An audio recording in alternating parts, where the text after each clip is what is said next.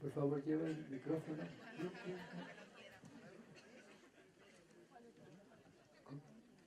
Ya, sube. Bueno, por fin. No, es que, bueno, fue un honor y realmente poder hacerle esta pregunta, porque es una pregunta que la vengo repitiendo en mi mente hace algún tiempo. Y nada mejor que poder hacérsela a usted, porque la pregunta nació justamente al leer y estudiar su idea y postulado. Y en algún momento me pregunté, usted postula de que los seres humanos, más que seres racionales, somos seres emocionales y que Perdón, utilizamos la razón.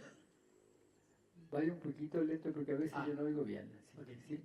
Los seres humanos, Somos seres emocionales más que racionales, ¿cierto? Y que utilizamos la razón para justificar la emoción, ¿cierto?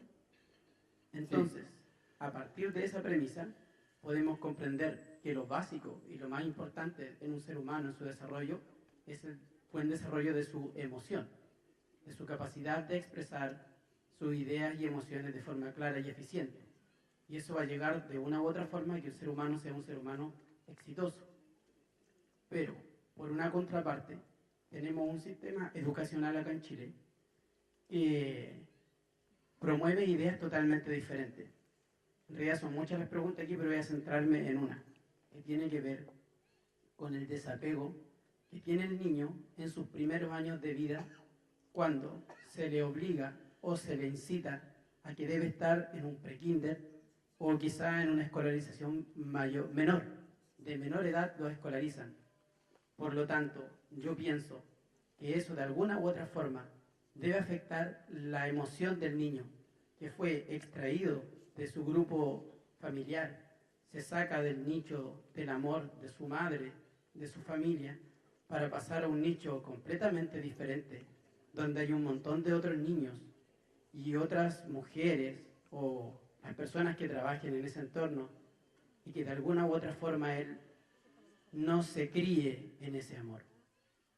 Por otra parte, encontramos con que tenemos un sistema que de alguna u otra forma busca estandarizar la educación, busca idear la manera de que todos los niños o las personitas que se desarrollan en un colegio tengan ciertos parámetros comunes, desdeñando con eso la identidad de cada uno. Hay una cierta necesidad de control que todavía no logro entender de parte de un gobierno que busca imponer eso a través de su sistema educacional. Por lo tanto, cuando también leí uno de sus postulados donde decía que la necesidad de control, la necesidad de manipular, viene de la desconfianza. Entonces mi pregunta está, y me gustaría escucharlo, cuál es su opinión con respecto a esos temas. Primero, eh, sacar a un niño de su grupo familiar para llevarlo a un colegio a temprana edad, ¿qué tan beneficioso o negativo puede ser? Y segundo, ¿por qué un sistema educacional que sabe la importancia de la emoción de las personas busca estandarizar y busca de alguna manera controlar todo? ya. En primer lugar, ninguna de las cosas que he dicho son postulados. Son observaciones, son abstracciones de la experiencia del vivir. Así que, está bien, corresponde a eso. Segundo, si a usted lo sacan de donde no quiere, de donde está, no quiere ir a otro lugar, por supuesto que no va a querer. Se va a sentir mal. Pero puede ser invitado. De modo que si uno lo invita, usted puede aceptar una invitación para ir a un lugar distinto de donde se encuentra. No, usted no acepta ninguna invitación de ninguna clase.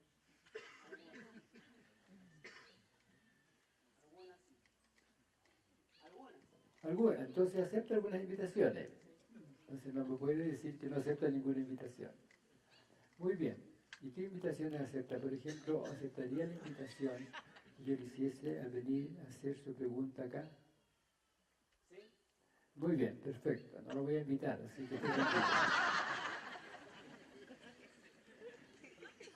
Es parte de la tarea de nosotros los mayores respetar y generar un espacio de convivencia en el mutuo respeto con los niños. Y eso va a ocurrir solamente si no los abusamos. Si conversamos con ellos y explicamos qué queremos hacer, por qué los queremos llevar a un colegio, los niños entienden. A menos que tengan una teoría. Pero a los 4 años, seguramente si yo sé invitarlo va a querer ir, porque no va a tener una teoría contra la educación pública, por ejemplo. Ahora, es parte central de la formación de los profesores, según y tú sabes mucho mejor esto, según las relaciones con los niños que tienen que tener. ¿Tú quieres decir algo al respecto? Quería guiarlo a él, llevar la mirada a eso. Ya, pues. Si uno piensa... Ella es educadora, así que sabe mucho mejor que yo todo esto. Si uno piensa en aquello que estuvo hablando el doc... ¿Está funcionando ese tema? Sí. Si uno piensa en aquello que estuvo hablando el doc, pudiéramos pensar que nosotros somos el bicho, ¿verdad? Pero nos ha guiado la mirada a ver que no somos un bicho solo. Somos una unidad ecológica, organismo nicho. Por ende, no terminamos aquí, aunque creamos que terminamos aquí. Es un criterio de validez que nos han puesto en el vivir en la cultura la idea de que somos solos en el mundo. Pero nuestro vivir no se realiza solo, sino en esta unidad ecológica, organismo nicho. Si yo quiero ir al espacio, tengo que reproducir esas condiciones de sobrevivencia, ¿verdad? Porque si no, no vivo y ahí me doy cuenta que acaba mi vivir. Y si uno está acostumbrado a estar con seres humanos y a uno le quitan los demás seres humanos, ¿qué ocurre?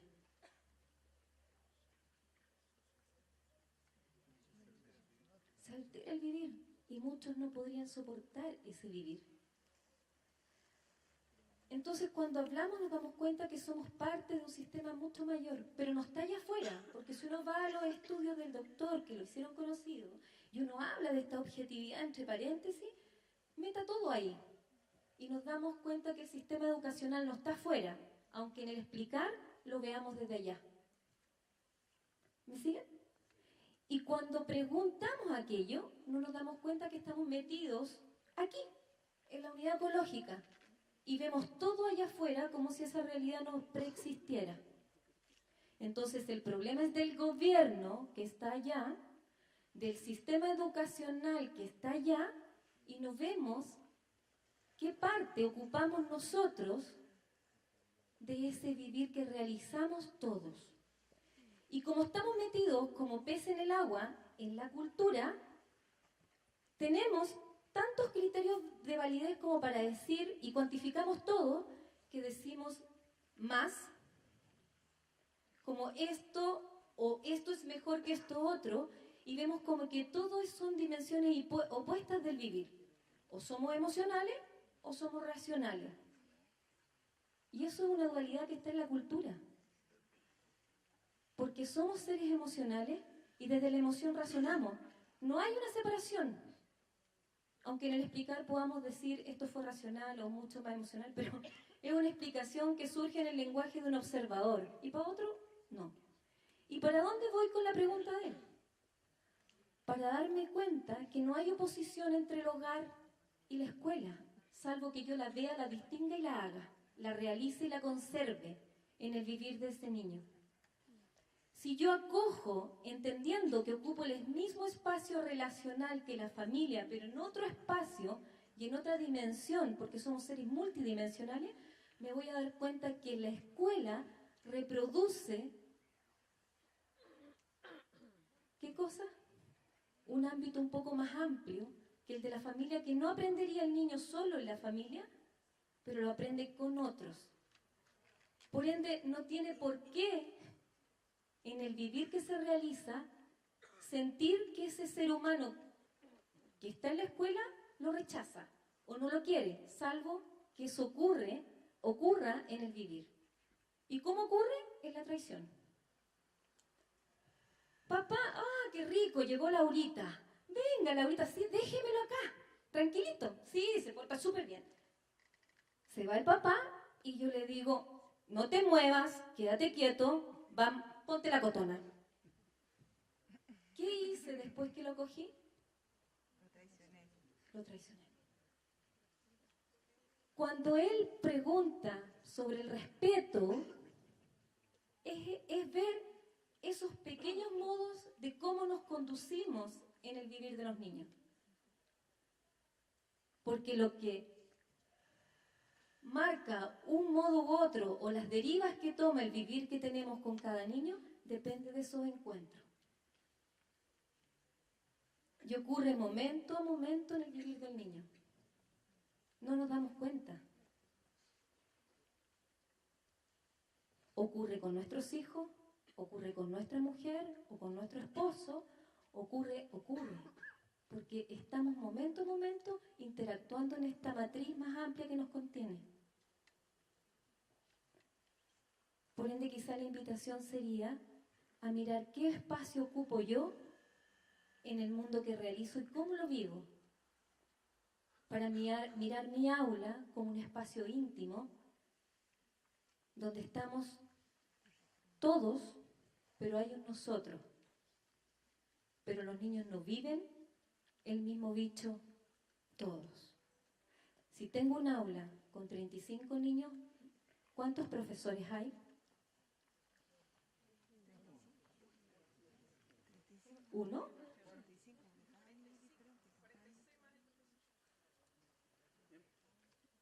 ¿Desde dónde digo que hay 46 profesores?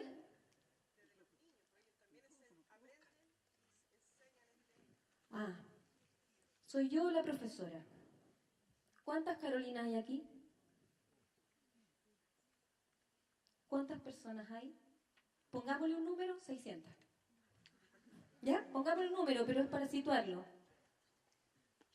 Hay 602 Carolinas. Está la que vive el doctor en nuestra relación y la que ustedes están viendo.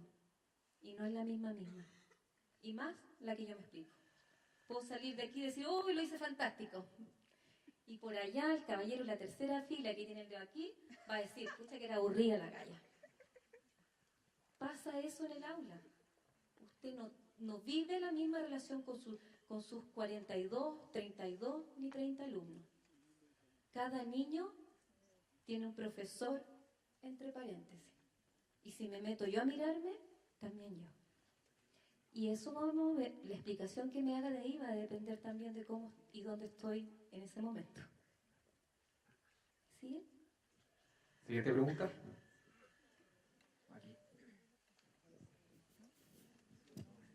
Gracias. Primero que todo, un placer, doctor Maturana, escucharlo acá. Mi nombre es Laura Hernández, soy permacultora. Y mi pregunta, más que nada, va apuntando, bueno, hablando de educación y todo. Hace unos días atrás escuché su postura con respecto a la privatización de las semillas y me gustaría escuchar también, más que todo, cuál es su opinión al respecto, si es que Chile está preparado hacia ir a una soberanía alimentaria. Eso. ¿Una soberanía qué clase? Alimentaria. Gracias. Pienso que lo fundamental de todo país es su autonomía. Pienso que lo fundamental de todo país en su autonomía es la generación de los alimentos que produce.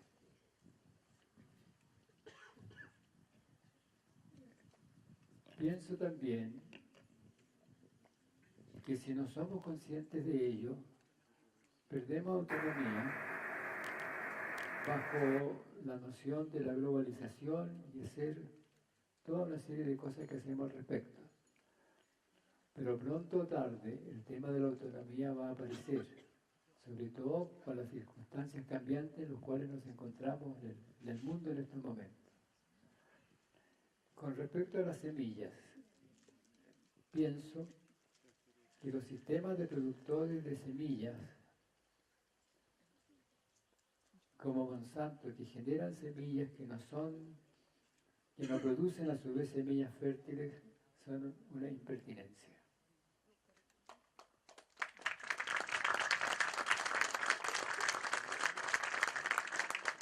Nos quitan nuestra autonomía. Pero también es responsabilidad nuestra no comprar esa semilla. ¿Comprende por qué la autonomía? Porque la autonomía le permite a uno poder escoger. Incluso el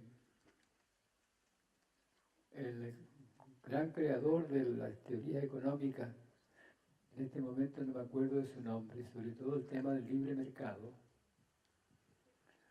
decía que lo fundamental del libre mercado para que sea libre mercado es que haya armonía en la autonomía del que vende y del que compra.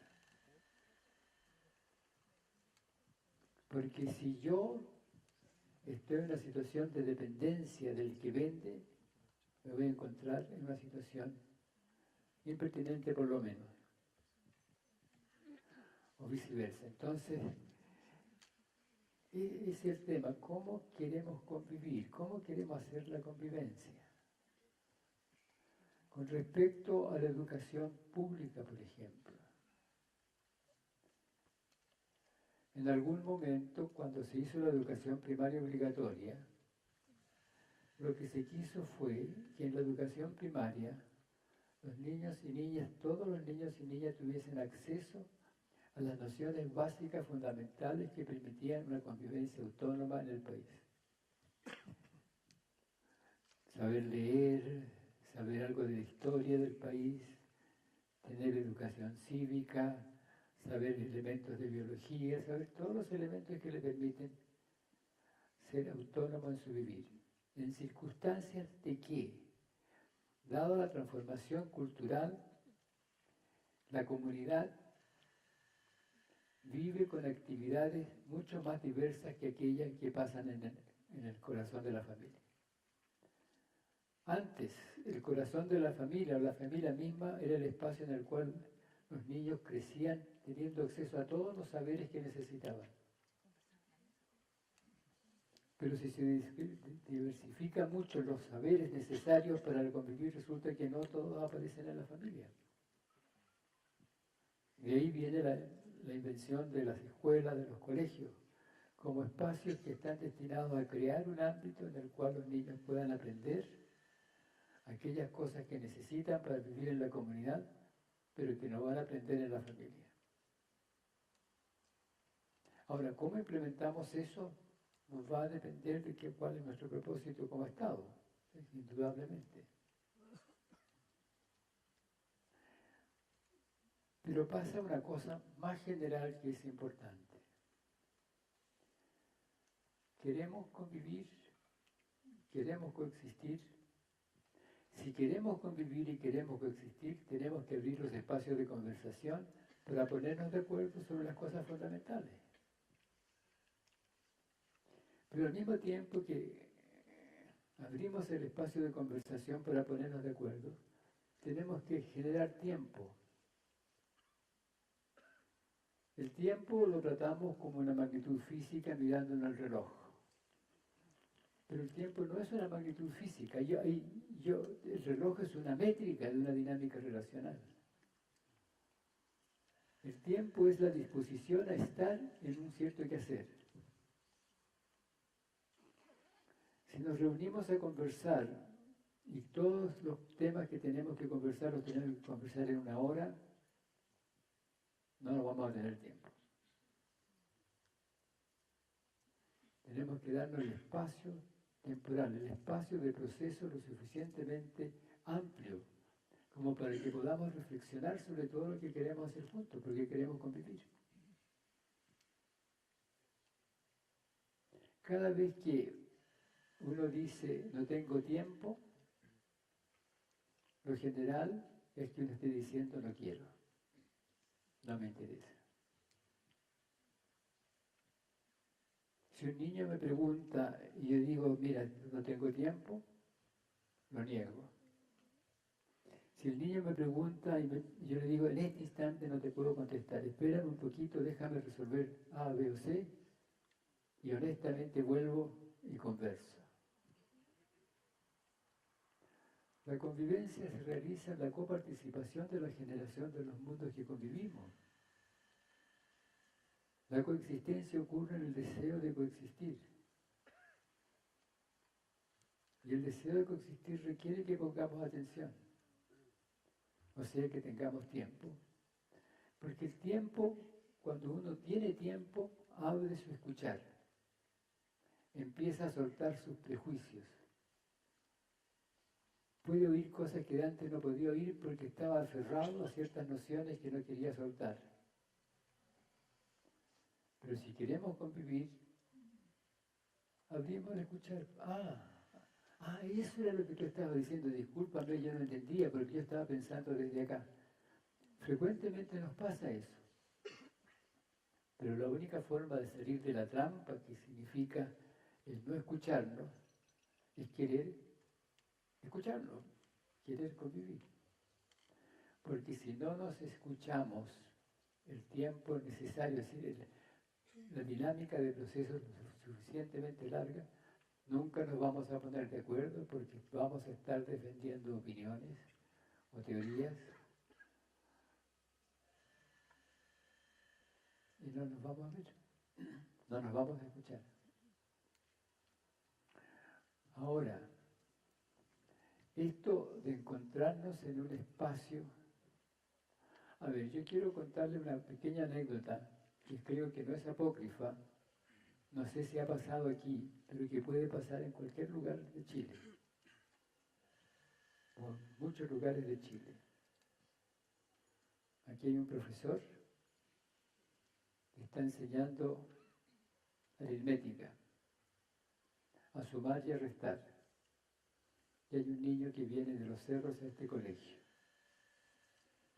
Yo le digo, si en un corral hay 6 ovejas y sale una, ¿cuántas quedan? El niño me dice, ninguna, señor. ¿Sabe restar o no? Y si ustedes le preguntan, va a decir, porque si sale una, se salen todas.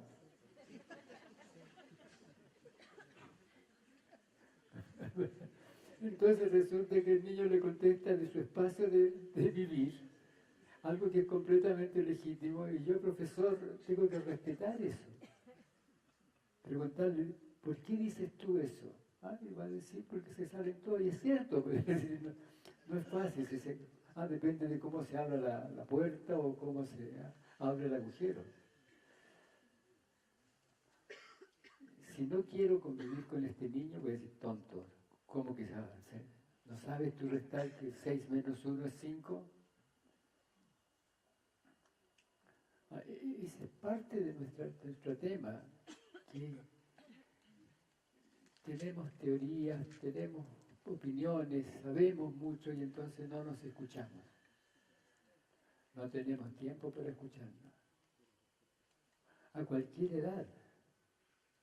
Si el niño me tira la mamá, los pantalones o la chaqueta y me dice, Señor, yo quiero que me muestre, yo quiero que me explique, ¿qué hago? Mi tarea como profesor es escuchar. Mi modo legítimo de convivir como persona que quiere convivir con el niño es escuchar.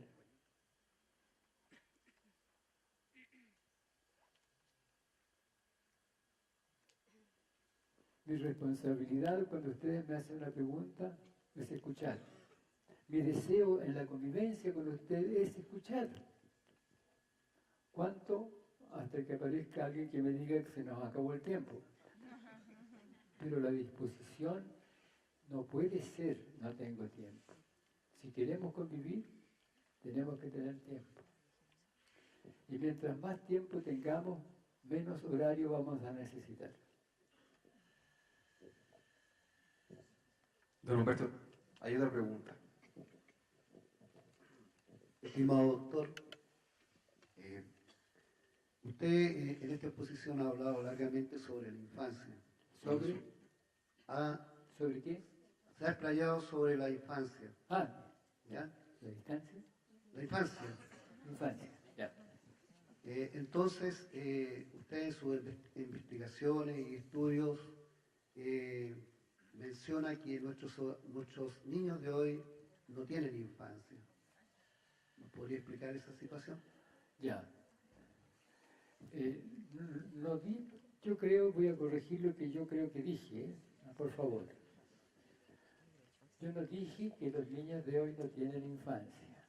Dije, los seres humanos vivimos en una infancia extendida. ¿No? Somos seres neoténicos. Ahora, ocurre que la infancia de los niños de hoy es distinta a la infancia de los niños de hace 30 años, porque los modos de vida han cambiado.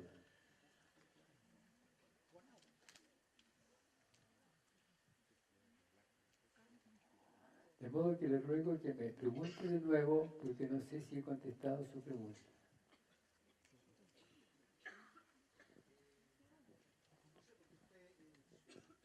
En su tesis, en sus estudios, dice que estos niños pequeños de hoy son un proyecto en el fondo. Ah, ya. Ya. Y ahora, No sé si me capta la idea. No, está bien, ahora entiendo a lo que se refiere, disculpe. Claro, el bebé... Hay organismos, animales, que tienen un modo de vivir que se ha acotado a lo largo de la historia. Entonces, por ejemplo, un león tiene un modo de vivir en la sabana que tiene mucho que ver con su anatomía muy especializada. Pero nosotros los seres humanos no tenemos eso. O sea, el bebé no nace para hacer una cosa, digamos, dije yo, un abogado, un científico, un ladrón, no nace para eso. Puede ser cualquier cosa. Cualquier forma de vivir que los seres humanos vivamos, ese niño puede vivirla si se encuentra en el espacio de convivencia correspondiente. O sea, es un inicio abierto a muchas posibilidades, ninguna de las cuales existe como posibilidad aquí, pero es una la que le está dando el encontrarse en los brazos de una mamá, un papá en un ámbito familiar u otro. Cuando yo tenía 12 años, supe que de cada 5 niños que nacían en el mundo, uno nacía en China. Yo me dije a mí mismo, nunca tendré 5 hijos, porque no sé qué voy a hacer si uno me nace en China. Y lo cuento porque pues claro, los niños nacen donde está la mamá, nacen en un cierto lugar. Si nace en China, va a hablar chino, pero con la fluidez máxima. Si nace en Rusia, hablará ruso. Nace en Chile y hablará chileno. Porque tenemos las características de ser capaces de aprender cualquier cosa que pertenezca a las coherencias operacionales de nuestra anatomía y fisiología y de nuestra psiquis y disposición en el vivir del lenguaje que vivimos. Todo ser humano puede aprender lo que hace otro ser humano. Yo puedo aprender a usar el teléfono celular moderno. No lo uso porque no tengo interés. Pero puedo aprender si le dedico atención. Cuando se hacen proyectos de educación de mayores, la queja que tienen los mayores es que no les dan espacio porque son más lentos. Entonces no aprenden. Pero no aprenden porque requieren más espacio para la atención. Y en el momento en que aprenden, aprenden tanto como los demás. ¿Por qué no quiero yo ocuparme, por ejemplo, con el WhatsApp y otras cosas de los teléfonos actuales? Porque tengo mi atención puesta en otras cosas. Entonces, pero si tuviese la atención puesta en eso, aprendería. Todos podemos aprender lo que otro ser humano aprende, todos. Los problemas no son de la inteligencia, son de la emoción. Los conflictos, las discrepancias son emocionales. Las discrepancias racionales se resuelven. Las discrepancias emocionales requieren una mirada sobre los fundamentos de donde uno quiere lo que quiere.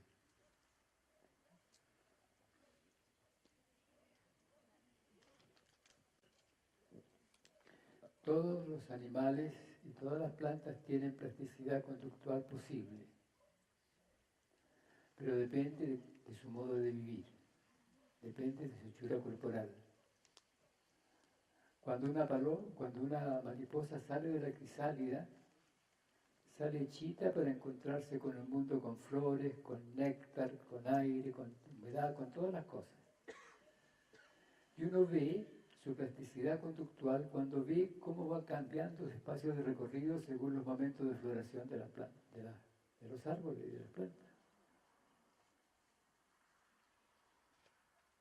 O sea, no sale para moverse de una manera fija, se va a mover según las relaciones en las cuales se encuentre del entorno en el cual se halla. Los seres humanos, en nuestro existir en el lenguaje, podemos generar una infinidad de prácticas, de acciones, prácticas motoras, de ejercicios, de manipulaciones, de reflexiones, de computaciones, abierto al infinito, no hay límite para eso. Porque cada vez que inventamos algo, después vamos a inventar algo sobre el espacio que apareció con esa invención anterior. Eso no tiene límite. Salvo que uno tenga algún traumatismo, esté más viejo, pasen otras cosas. Pero si uno quiere, puede aprender. Tal vez no va a tocar el violín con la perfección de una persona que ama la música y se dedica a eso, pero puede aprender a tocar el violín, si quiere. Pero a veces uno no quiere otra cosa.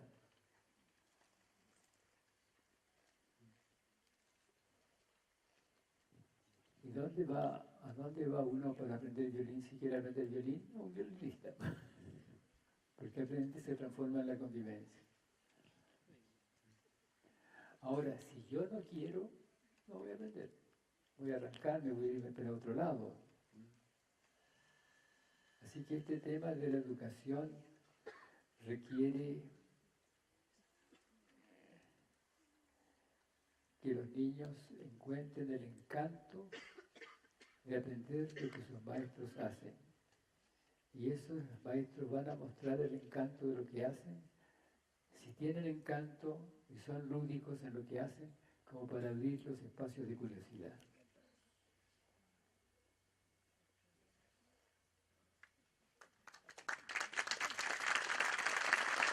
Muchas gracias. ¿Podemos hacer otra pregunta? No sé cómo está el tiempo. ¿Sí? Aquí.